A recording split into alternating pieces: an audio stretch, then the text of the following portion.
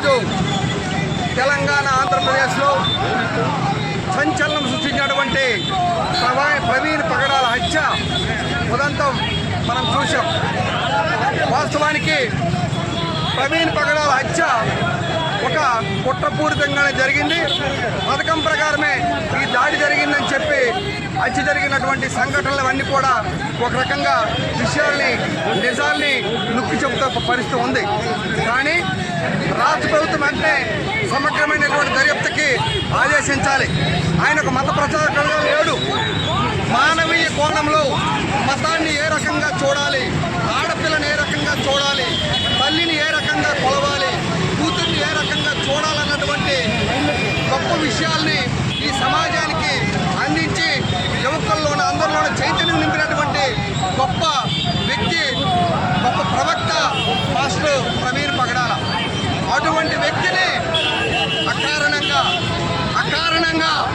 హత్య చేయడం అంటే ఒక రకంగా ఈ దేశంలో ఈ రాష్ట్రంలో మత విద్వేషాలను ప్రేరేపించడం అవుతుందని చెప్పి దళిత సంఘాలు చేసి పక్షంగా ప్రభుత్వాన్ని హెచ్చరిస్తూ ఉన్నాం.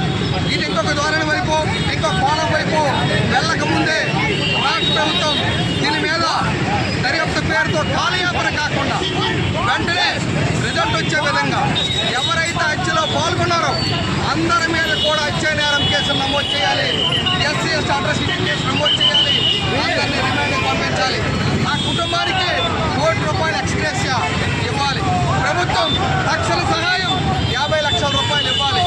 ఇటువంటి ఘటనలు, ఇటువంటి దాడులు జరగకుండా మైనార్టీలకు అందరికీ, దళితులకు అందరికీ రక్షణ కల్పించే దిశగా ఒక ప్రత్యేకమైనటువంటి చట్టాన్ని రాష్ట్ర ప్రభుత్వం తీసుకురావాలి.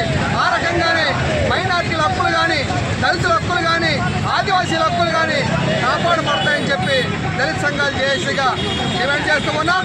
వారం రోజుల్లో ఎవరైతే ప్రవీణ్ పగడాల హత్య చేసినటువంటి హత్యలు ఉన్నారో వాళ్ళందరినీ ఎస్సీ ఎస్టీ అట్రాసిటీ చట్టం ప్రకారం హత్యా నేరం కేసులు నమోదు చేసి వాళ్ళు అరెస్ట్ చేయకపోతే ఈ ఉద్యమాన్ని, ఈ పోరాటాన్ని, ఈ ఆందోళనని తీవ్రతరం చేస్తామని చెప్పి ఈ సందర్భంగా ప్రభుత్వాన్ని హెచ్చరిస్తూ ఉన్నాం.